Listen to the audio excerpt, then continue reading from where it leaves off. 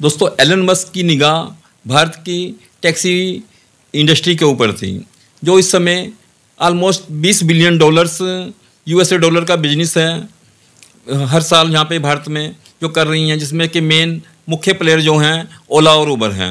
इसके अलावा बहुत छोटी छोटी सी कंपनियां भी यहाँ पे हैं जो टैक्सी बिजनेस के अंदर इन्वॉल्व हैं, और ये बिजनेस आने वाले 5 सालों में यानी कि 2029 तक ये 40 बिलियन यूएसए डॉलर होने की संभावना है। दोस्तों जो एलन मस्क है उसका हिडन एजेंडा इस बिजनेस को ट्रैप करना था, इस इंडस्ट्री के ऊपर अपना कब्जा करना था। वैसे तो वो कार मैन्युफैक्चरिंग कंपनी है, वो कार बनाने के मकसद से भारत में अनाउंस तो यही करके आ रहे थे कि कार बनेगी टेस्ला भारत में, लेकिन वो चाह रहा था कि मुझे जो L3 लाइसेंस यहाँ पे इंडिया में मिल जाए, उसके तहत मैं यहाँ पर जो टैक्सी इंडस्ट्री है इसके ऊपर कब्जा कर लूँगा। अब देखिए आपके भी दिमाग में क्वेश्चन आ रहा होगा कि ये तो कार बनाने वाली कंपनी है, ये टैक्सी इंडस्ट्री के ऊपर कैसे कब्जा करेगी? क्योंकि दोस्तों जो टेक्नोलॉजी है इसके पास बहुत एडवांस टेक्नोलॉजी है, क्योंकि इनकी जितनी भी गाड़ियाँ हैं वो ड्राइवरलेस हैं। इवन गाड़ियाँ इनकी बैटरी के ऊपर चलती हैं, बैटरियों की लाइफ 5-5, 6-6 साल है इस समय जो मार्केट के अंदर प्रेजेंट है इनकी गाड़ियाँ।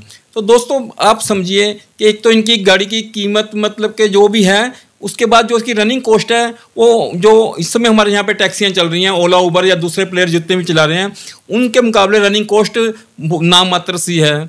दूसरे हमारे यहाँ पे जो ज़्यादा खर्चा किसका आता है, ड्राइवर का, तो उसकी भी इनके पास सोल्यूशन है कि इनकी जो गाड़ियाँ हैं वो ड्राइवरलेस हैं और रोबोटिक हैं, अपने आप चलती हैं, सेल्फ ड्रिवन गाड़ियाँ हैं।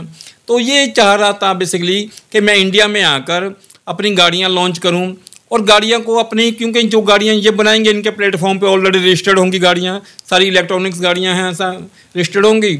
और ये गाड़ियाँ जो आदमी इच्छा जाहिर करेगा कि जी मैंने तो सवेरे ऑफिस जाना है और ऑफिस में शाम सवेरे गया, शाम को वापस आना है और शाम पूरी रात मेरे घर गाड़ी खड़ी रहती है, सवेरे उठ के मुझे फिर ऑफिस जाना है, तो वो अपने जितना भी उसके पास स्पेयर टाइम है, अगर उसको लगता है मुझे कहीं नहीं जाना, वो अपनी गाड़ी ऑलरेडी इसके ऊपर रजिस्टर्ड गाड़ी कर देगा, जी मेरी गाड़ी इतने से इतने बजे तक फ्री है। तो टेस्ला कि अगर कोई मतलब टैक्सी बुक करता है तो टैक्सी यहाँ ओला उबर के मुकाबले सस्ती पड़नी थी और वो अपने आप ऑटोमेटिक गाड़ी उसके गोदाम से या उसके गैराज से या पार्किंग प्लेस से निकलनी थी, और जिसने बुक करनी थी वहाँ जाके उसको छोड़कर दोबारा मुड़ के खाली होने की स्थिति में फिर अपने ऑफिस टाइम में या जो व्यक्ति के घर से है घर की पार्किंग लॉट में आके अपने आप गाड़ी खड़ी हो जानी थी। इस करके जो व्यक्ति गाड़ी का ओनर है उसको भी कुछ कमाई होनी थी और टेस्ला का भी अच्छा खासा बिजनेस चल जाता, जैसे ओला उबर कमीशन खा रहे हैं इसी हिसाब से वो उनको भी अच्छी कमीशन मिलनी शुरू हो जानी थी। लेकिन इसमें जितने भी हमारे ड्राइवर भाई काम कर रहे हैं उनकी ज़रूरत ही ख़त्म हो जानी थी, टैक्सियों के रेट बहुत कम हो जाएंगे, लोगों के लिए फ़ायदे की चीज़ होगी तो लोग ज़्यादा से ज़्यादा टेस्ला की टैक्सी बुक करेंगे। अब ये देखिए इसका हिडन एजेंडा ये है, कितनी बड़ी मतलब 20 बिलियन डॉलर्स की जो मार्केट है प्रेजेंट है और आने वाले टाइम में 40 बिलियन की डॉलर्स की होने वाली है, उसको ये कब्जा करना चाह रहा है। और कब्जा करना ये बंदे के मतलब किसी कंपनी के लिए बहुत अच्छी बात है कि अपनी एक अच्छी लॉन्चिंग के साथ वो आना चाह रहा है, लेकिन हमारे यहाँ पे जो एग्जिस्टिंग प्लेयर है जो ऑलमोस्ट यहाँ पे हज़ारों लाखों लोगों को रोज़गार मुहैया करवाते हैं, वो सारे लोग बेरोजगार हो जाएंगे इससे आने से। टेस्ला का हिडन एजेंडा ये था। वैसे हम लोग यहाँ पे ये खुश जरूर हो रहे थे कि टेस्ला भारत में आ रही है तो टेस्ला भारत में इन्वेस्टमेंट करेगी, जिससे कुछ हमारी खुशहाली आएगी, लोगों को रोज़गार मिलेगा और हमारी जो इंडस्ट्री है उसको बूस्ट मिलेगा। लेकिन रोज़गार मिलने की बजाय दोस्तों रोज़गार छीनने के लिए टेस्ला भारत में आ रही है। उसकी जो हिडन एजेंडा ये है, हिडन प्लानिंग उसकी ये है। दोस्तों एलन मस्क किसी भी परिचय का मोहताज नहीं है, वो अपनी इनोवेटिव सोच और दुनिया में नंबर 1 धनाढ़ व्यक्ति होने के कारण जाना जाता है। वो भारत में फर्स्ट टाइम आना चाह रहा था, खुद उसने अनाउंस किया। इवन जब मोदी जी यूएसए गए तो वहाँ पे वो उनको मिला भी, और अभी आने से पहले भी उसने भारत के फेवर में बहुत सी स्टेटमेंट्स देना शुरू कर दी। इवन उसने यहाँ तक कहा कि वह भारत के प्रधानमंत्री श्री नरेंद्र मोदी जी का बहुत बड़ा फ़ैन है, और उसने दोस्तों यहाँ तक कहा कि यूएनओ में भारत को स्थायी सदस्यता मिलनी चाहिए। तो ऐसा लग रहा था कि सारा कुछ ठीक जा रहा है, परंतु एलन मस्क जो भारत में अप्रैल के एंड में आना चाह रहा था, अचानक वो भारत में ना आके चाइना की तरफ को रुख करके चला गया। इसके पीछे शायद कुछ और भी हिडन एजेंडा हो सकता है, चाइना का उस पर प्रेशर हो सकता है, लेकिन भारत में वो क्या करने आ रहा था दोस्तों? भारत में आखिर उसको ऐसा क्या नज़र आ रहा था कि वो भारत में इन्वेस्टमेंट करने के लिए बहुत ज़्यादा इच्छुक नज़र आ रहा था हमें। भारत में 25,000 करोड़ की जो यूएसए डॉलर की इन्वेस्टमेंट करने वाला था यहाँ पे, टेस्ला का यूनिट लगाने वाला था। टेस्ला का यूनिट लगने का मतलब दोस्तों आप समझ सकते हैं कि टेस्ला यहाँ पर कार बनाई जानी थी। जब टेस्ला कार यहाँ पर बननी थी तो उसके साथ साथ बहुत सी एलाइड इंडस्ट्री ने भी डेवलप होना था। बहुत से छोटे छोटे जो हमारे इंडस्ट्रियलिस्ट हैं, छोटे बड़े इंडस्ट्रियलिस्ट को यहाँ पे स्पेयर पार्ट्स सप्लाई करने का मौका मिलना था, क्योंकि सारे स्पेयर पार्ट्स तो टेस्ला ने खुद नहीं बनाने थे, लोकल मार्केट से परचेज होनी थी और लोकल लोगों को हमारे रोज़गार भी मिलना था। इससे काफ़ी बड़ा रेवेन्यू मार्केट में घूमना था। बहुत कुछ बड़े बड़े चीज़ें इसके साथ जोड़ के बताई जाने शुरू हो गई थी कि टेस्ला के आने के साथ साथ ऑटोमोबाइल इंडस्ट्री में एक रेवोल्यूशन सा आ जाएगा, क्योंकि टेस्ला जो आ रहा था वो अपनी टेक्नोलॉजी भी हमें भारत में यहाँ पे लोगों को सिखाता, भारत के साथ वो टेक्नोलॉजी भी शेयर करना जरूरी था उसके लिए। तो उसके साथ साथ दोस्तों उसने जो आने का भी अपना इरादा पोस्टपोन किया। ये तो हमें समझ में आया कि टेस्ला नहीं आने से हमें कुछ हद तक हमें नज़र आ रहा है कि हमारी इंडस्ट्री को लॉस हुआ। चलो कोई बात नहीं, यहाँ तक तो लॉस तो ठीक था, लेकिन लॉस के पीछे जो उसका हिडन एजेंडा था उसको आप अगर जान लेंगे तो आप सोचेंगे वाकई में टेस्ला अगर नहीं आया तो अच्छा ही हुआ। क्योंकि दोस्तों टेस्ला जो कंपनी है ये ऑटोमेटिक ड्राइवर के साथ चलती है, यानी कि ड्राइवर लेस गाड़ियाँ चलाते हैं ये लोग। यहाँ पे ड्राइवर की इसको जरूरत नहीं पड़ती टेस्ला कंपनी की गाड़ियों को। इसमें आप एड्रेस फीड करते हैं, जिस जगह पे आपने जाना है, जिस लोकेशन पे आपने जाना है, लोकेशन एड्रेस फीड करेंगे, गाड़ी अपने आप सेल्फ ड्राइव होके वहाँ तक आपको छोड़ देती है। तो इस तरह की टेक्नोलॉजी के साथ इसने भारत में आना था। परंतु दोस्तों इसके पास जो इस समय लाइसेंस है वो L2 का लाइसेंस है। L2 का लाइसेंस है, इसको LT3 के लाइसेंस की रिक्वायरमेंट है। वो इस करके ही चाहता था कि मैं भारत में आऊँ और भारत मुझे L3 का लाइसेंस दे दे। L2 और L3 के लाइसेंस में बेसिकली डिफरेंस क्या है, थोड़ा सा मैं आपको बताता हूँ, ब्रीफ में आप समझ पाएंगे इसको। L2 का लाइसेंस ऐसा है कि ये जो टेस्ला की गाड़ियाँ हैं ये ड्राइवरलेस गाड़ियाँ हैं, अपने आप गाड़ियाँ चलती हैं, रोबोटिक गाड़ियाँ होती हैं ये लोग। इसके अंदर अगर इन एनी केस एक्सीडेंट होता है तो जब भी एक्सीडेंट घटता है तो जो भी उसका नुकसान की भरपाई है एज ए कंपनी के मालिक को, मतलब कि जो जिस व्यक्ति ने गाड़ी खरीदी है उसको बेयर करनी पड़ती है। क्यों ड्राइवर की जगह से जो भी नुकसान हो रहा है, किसी की डेथ भी हो जाती है गाड़ी से तो उसका हर्जाना भी इनको भुगतना पड़ता है और इंश्योरेंस कंपनी पे करती है L2 के लाइसेंस के तहत, जो कि इसके एलन मस्क के पास इस समय है। एलन मस्क L3 का लाइसेंस चाहता था जिसमें कि कभी अगर टेस्ला की गाड़ी के साथ एक्सीडेंट होता है और एक्सीडेंट होने की स्थिति में जो भी नुकसान होगा उसकी भरपाई कंपनी करती है, यानी कि एलन मस्क उसकी भरपाई करेगा। कोई व्यक्ति मर गया तो उसका हर्जाना भी एलन मस्क देगा और गाड़ी को जो नुकसान हुआ वो भी एलन मस्क भरेगा। वो ये लाइसेंस चाहता था एलन मस्क भारत से। और ये एलन मस्क को ये लाइसेंस दोस्तों अभी तक ना तो अमेरिका ने दिया है, जबकि अमेरिका की कंपनी है, फिर भी अमेरिका ने उसको ये लाइसेंस नहीं दिया, क्योंकि लाइसेंस देने से पहले इसकी टेस्टिंग होनी थी जो कि इंसानों के ऊपर ही होनी है। उन्होंने ये अलाउ नहीं किया।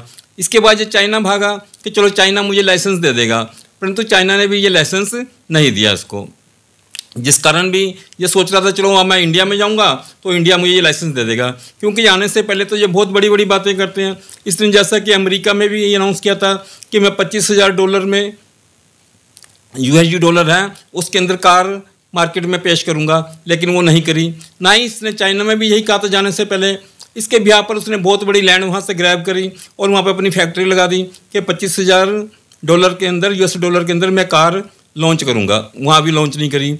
अब इंडिया को भी यही चूरन बेचना चाह रहा था, परंतु मोदी जी हमारे स्मार्ट हैं, वो इस बात को समझते थे जिस व्यक्ति ने पहले अपने प्रॉमिस पूरे नहीं किए हैं तो वो अभी इंडिया में आके करेगा, इस बात की भी कोई श्योरिटी नहीं। इस करके इसको टाइम भी नहीं वो दे रहे थे, तो इस करके उसको समझाया गया कि भैया आप इलेक्शन के बाद आइएगा, उसके बाद देखते हैं हम लोग। दोस्तों यहाँ तक तो हमें एक ऊपर से जो बिजनेस समझ में आ रहा था, लेकिन टेस्ला इस समय बहुत डेस्परेटेड है। इसको बहुत ज़्यादा कंपटीशन मिल रहा है इंटरनेशनल मार्केट के अंदर।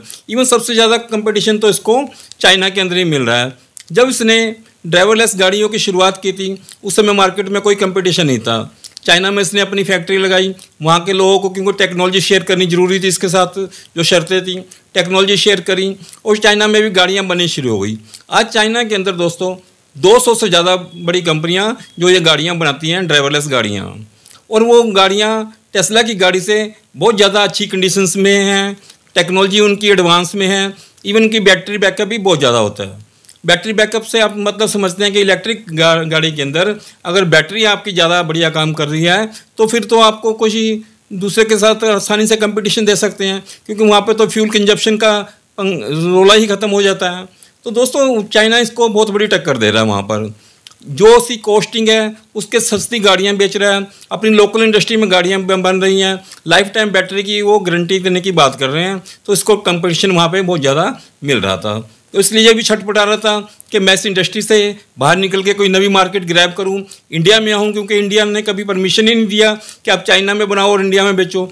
इंडिया की हमेशा यही शर्त रही कि आप इंडिया में ही बनाएं तो इंडिया में ही बेचें। इस कारण भी इसको लग रहा था चलो मैं इंडिया में चलता हूँ।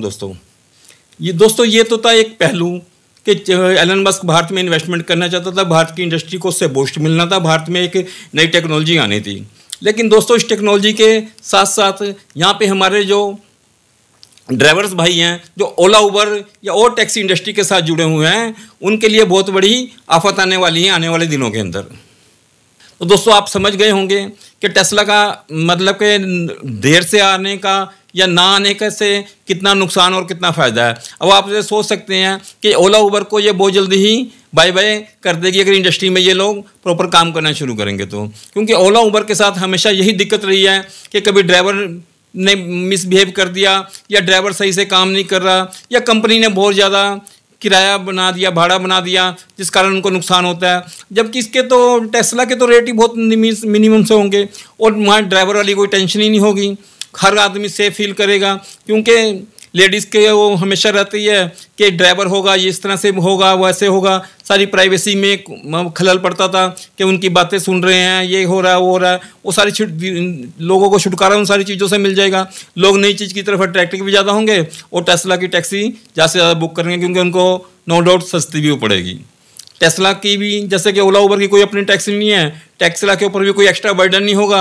जो भी टैक्सी बुक करेगा तो उसको तो दोनों हाथों से उसके तो कमाई करने के साधन थे टेस्ला के, तो अगर भारत में वो आती है और लोग भी ज़्यादा इंजॉय करेंगे, उनको सस्ती राइड करने का मौका मिल रहा है। लेकिन जो एग्जिस्टिंग कंपनियां हैं इनको जरूर लॉस होएगा और जो ड्राइवर हैं सबसे ज़्यादा नुकसान तो उनको होने जा रहा है कि टेस्ला भारत में आएगी तो इन लोगों की सबसे पहले रोजी रोटी के ऊपर लात ये मारेगी दोस्तों अब ये मतलब कि आने वाले टाइम में क्लियर होगा कि एलन मस्क भारत में दोबारा कब विजिट करते हैं।